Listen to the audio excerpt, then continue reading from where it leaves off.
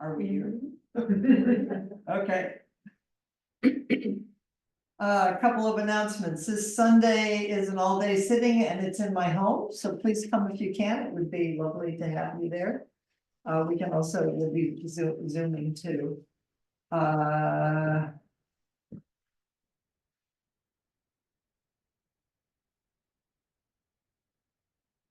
Today's the summer solstice, longest day of the year. I couldn't believe, I kept thinking last night, it's not getting dark. It's not getting dark. It just went on and on and on. Finally did get dark. Everything changes. It just wasn't following what my internal time clock said. So this morning I was looking at a little article about the summer solstice, and it made me really happy because you may have noticed or remember that when Joan Sutherland in her commentary talks about this being a tilty world. Remember? That this is the tilty pure land. We all wanted to be a pure land that's like perfect and all aligned and whatever we think perfect would be. She says, no, endarkenment is it's tilty. It is just, it's perfect just as it is, and how we be in it is what matters. That's the Bodhisattva path. So you probably knew this because I knew this too, but I'm remembering it now in this context is the sun's height in the sky each day changes because the earth spins on an axis that is tilty. The world is inherently tilty and wobbly. Oh my God, we better straighten it out. Awful things could happen. It's just what it is. It's tilted 23.5 degrees away from the vertical. This means that depending on the time of the year, the hemisphere's lean is either towards or away from the sun. And then the article goes on to say, it's a mystery why the earth is angled this way, though some astronomers believe that its tilt paved the way for life to exist, which completely fits in with this is all perfect. It's exactly the way it is. It's tilted and nobody knows why. It's a mystery that each moment happens this way, leans this way, or leans that way, but it means we're alive. And to try to straighten it up and nail it all down and be in control of it, which we all want to do to one degree or another, is it's called delusion. And the way it shows up is through greed, desire. I want it to be different. I want it to be this or that. Hatred, aggression, pushing against it, resisting it in whatever way we do that, and delusion, which is just either going to sleep in it or some magical belief system that somehow this world is going to get untilted and then everything's going to be fine. And in the meantime, there's really some big problem with ourselves and the world, which is mostly how we hang out in our own heads and hearts a lot, right? Although some part of us does know, because we come and we sit down in this beautiful posture. We sit grounded on the earth, upright between heaven and earth, and it's all tilting and moving and changing and flowing and breathing us and breathing in and out, and it's called alive. And how to be here is the Bodhisattva way. So that takes us back to the Vimilakirti Sutra, although we never left it. And we're going to get to the goddess today, I promise. And then we're going to talk more about her on Sunday at the all-day sit.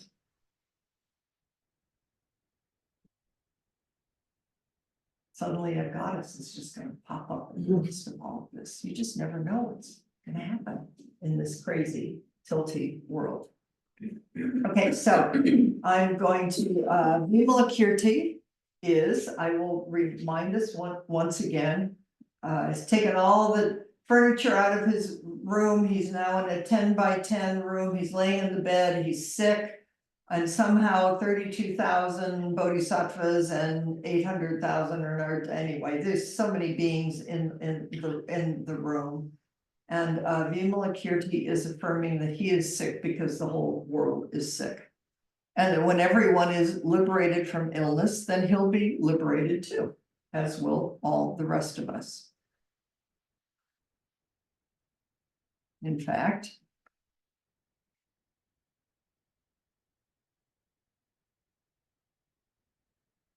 when everyone is liberated from illness, I will be too. I hear in this, Joan Sutherland says, a fundamental allegiance to life as it is. I'm like this because the world is like this. You're like this because the world is like this. If the world changed and we were able to release ourselves from illness, none of us would be ill anymore. But as long as we can't, as long as the world is tilty, as long as we're still in the process, I'm in it too. That's a bodhisattva vow. So I'll remind you, because I was rereading parts of the sutra this morning, and you may remember that when they all come into Vimilakirti's room, must be Shariputra says, there's no chairs here, you can't sit down. And Vimilakirti says, did you come here to sit down or to seek the Dharma? Remember that part? I mean, Vimilakirti's kind of cutting through all of it. So now we can imagine as this goes on, and then he brings in all these lion chairs. He brings in these huge lion thrones that all fit into the room somehow miraculously, and there's enough lion thrones, which are Buddha thrones. It's, I mean, Buddha's teaching is called the lion's roar. So this very tiny room is completely full. But one thing they didn't tell us in the beginning, or are bringing forward now, is that some of the seats are very high seats. And a lot of the bodhisattvas and the disciples and people who are in the room aren't able to climb up into them because they're too big for them.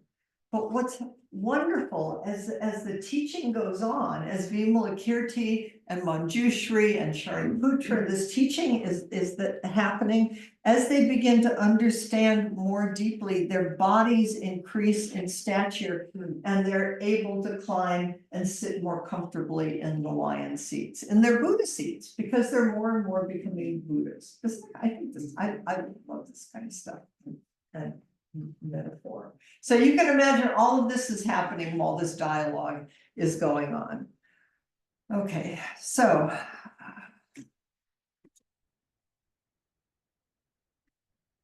did you come to sit down or to seek the Dharma? So the next inevitable question would be, because I want to bring forward some of the, I want to read to you directly from the sutra.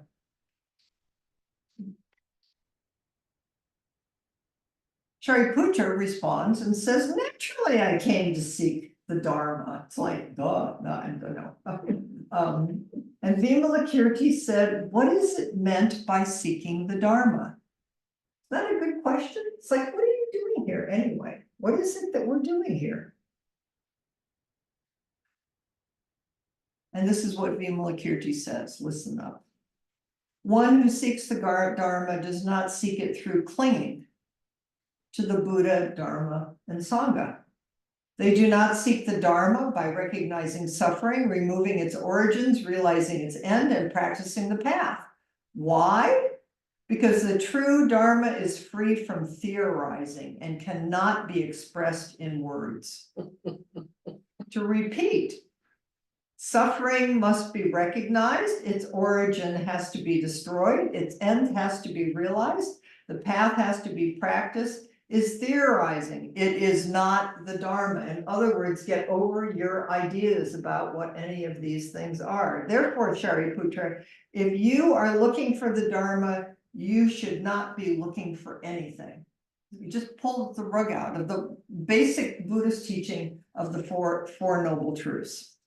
And then he begins to, because he's not mean and he does want to be helpful, he begins to talk about inconceivable liberation. That's what it's all about. is inconceivable liberation. So you want to know what that is? Oh, good. Pull up a chair.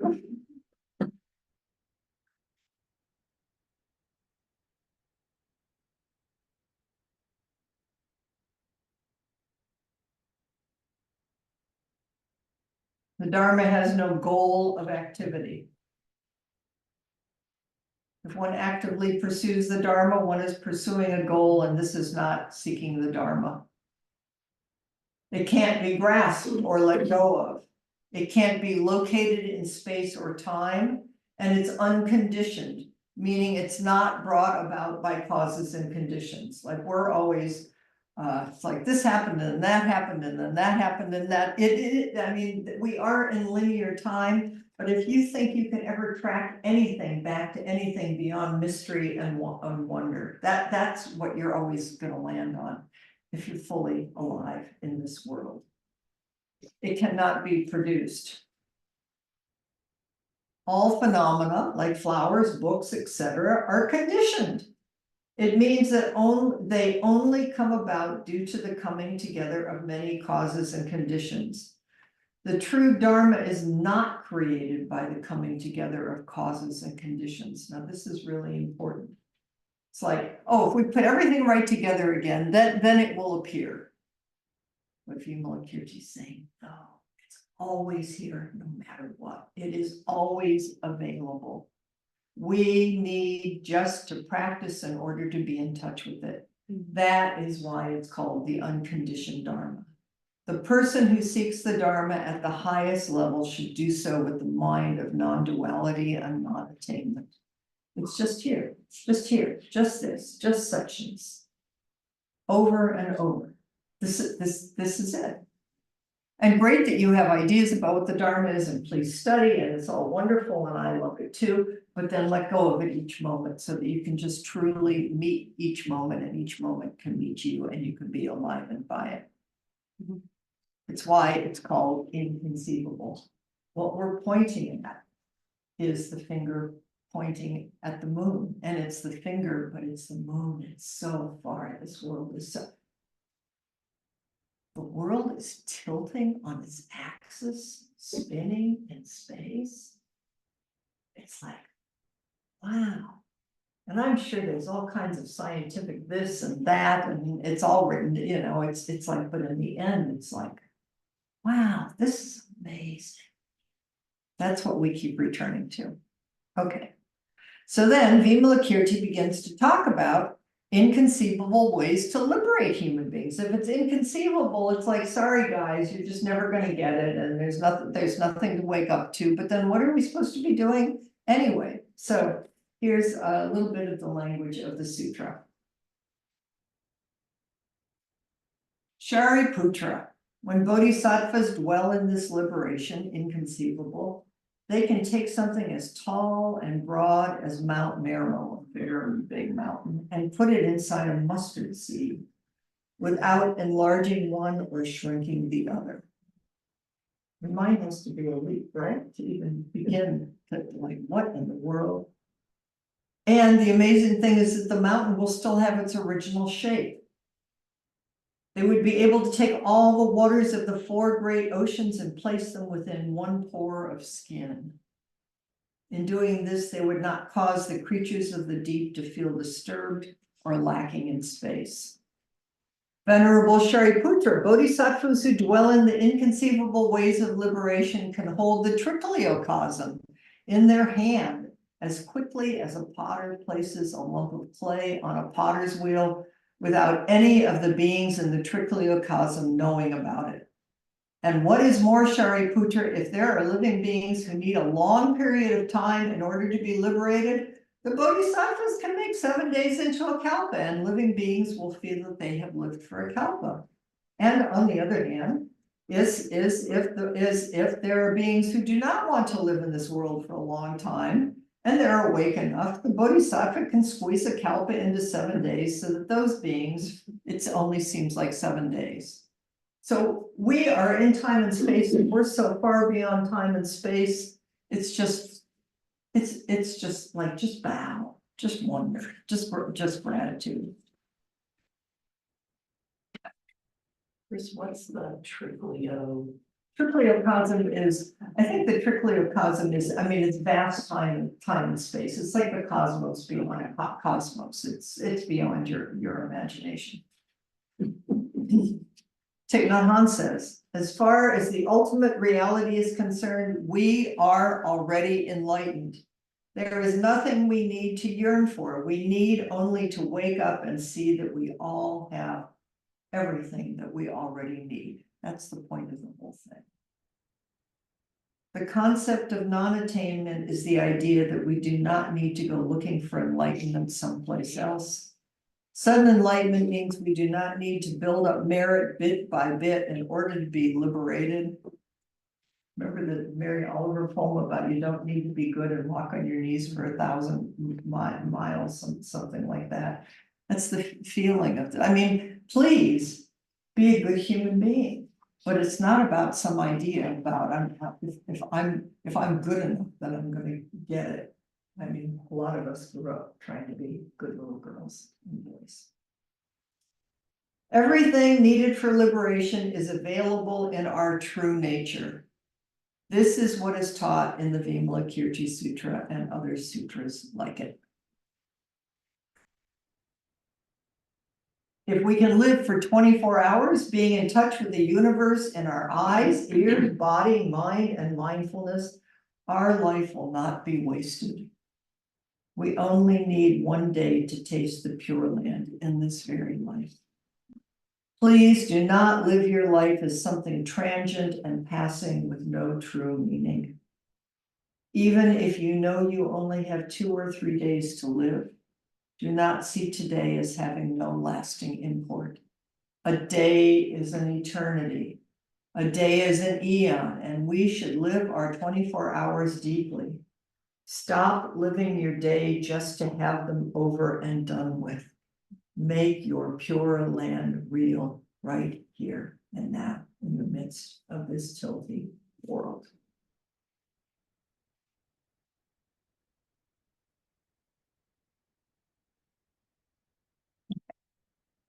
We're getting to the gods. I promise we'll get there. One more thing. Because then Manjushri asks,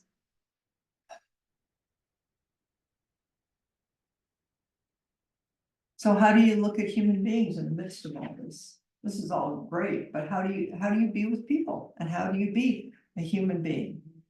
And we did some of this on Tuesday, but I'm just going to repeat it again.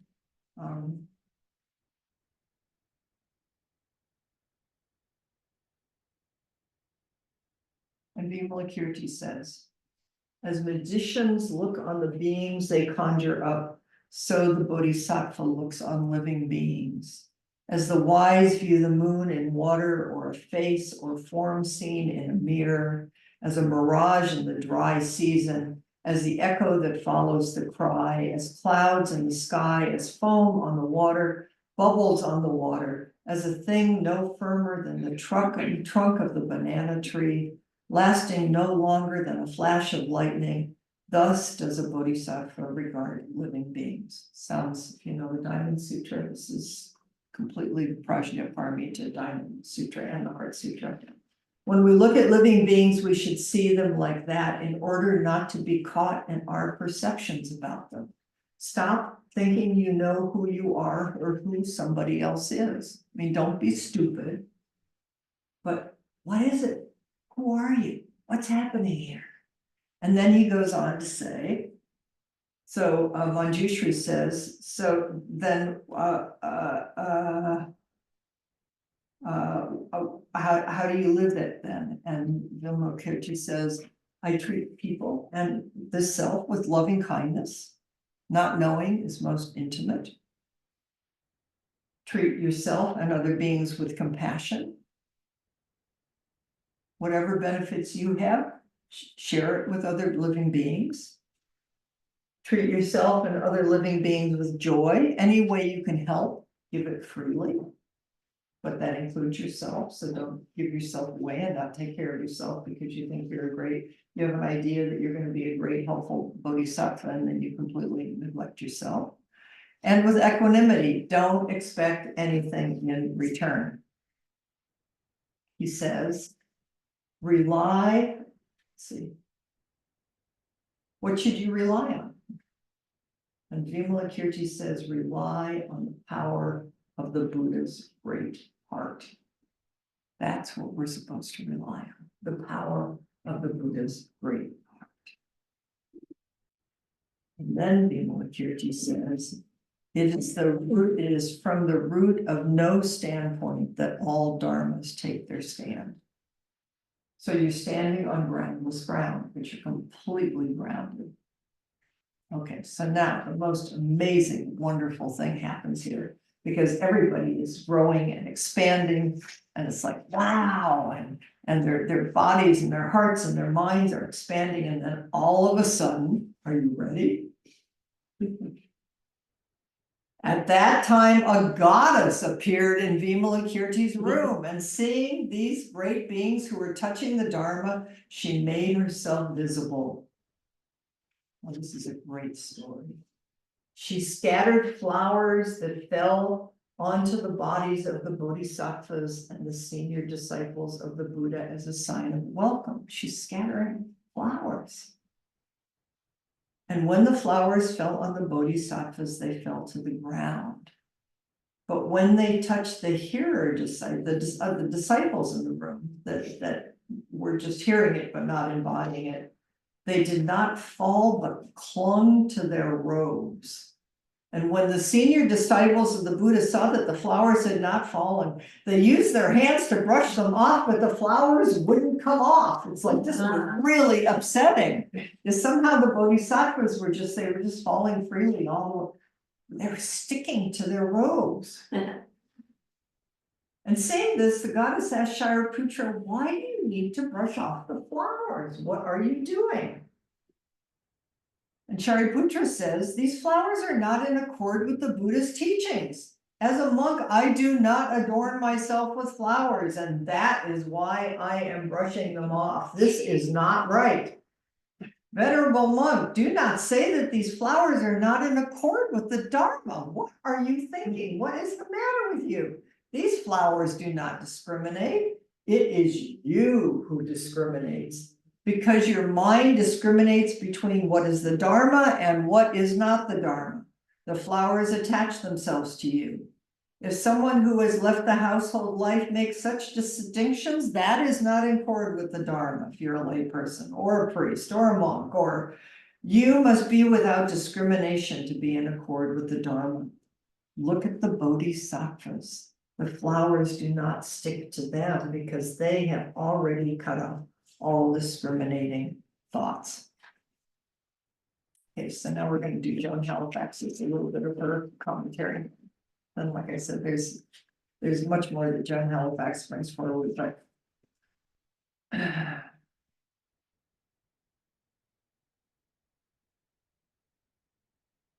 here is the goddess's first teaching about views and duality and reality. The important thing is to recognize that what we have is a view. Views are provisional and impermanent. They rise and they fall. We can explore a view, and it ought to be subject to new evidence. Have a view. Of course you're going to have a view. You're a human being. But just what's happening in the next moment, so that you can keep opening your heart and your mind over and over again.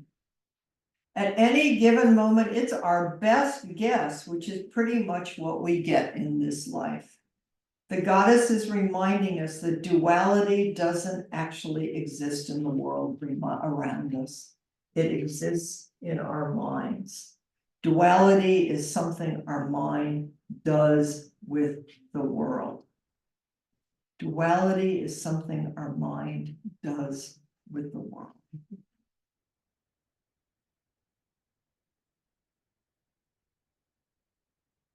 So I was thinking, we have a little bit of time here before we do service. Flowers are just falling. Bodhisattvas, it's like, wow, flowers, how lovely. World is just happening. Wow, life is alive. And we all have sticky flowers. we all have views of like, oh my God, this stuck to me. And not only that, we're probably grabbing on some of them and putting them on ourselves because we think that would be a good mark of something or other is. And we might even be saying, well, she's got five flowers stuck to her and I've only got 2, or she's got 12. So I mean, you know, we do this in 100 million different ways because we're judging ourselves by this and by that and by our views. So I thought it would be interesting to put all of you in groups. Here's the question I came up with, and you can do whatever you want with it. Is how do flowers stick to you? What are your sticky views? You could just, whatever, I mean, I'm sure we've got 100 million of them, but what comes up for you today? What's sticking to you? What feels stuck in you?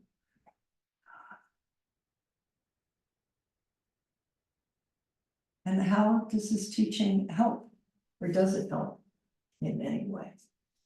Okay, so you're gonna have 10 minutes, 15 minutes, something like that. Let's go in groups.